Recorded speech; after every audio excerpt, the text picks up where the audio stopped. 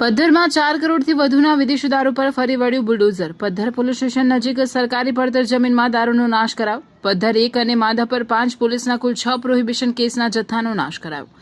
એસએમસીએ ઝડપેલો દારૂનો જંગી જથ્થો ખાકી દ્વારા કરાયો ખાક। 56,000થી વધુ દારૂની બોટલો પર રોલર બુલડોઝર ફેરવાયું। એસએમસીએ 20 ફેબ્રુઆરીના વડવાડા સીમમાં કટિંગ સમયે 4 કરોડનો જંગી જથ્થો ઝડપ્યો હતો।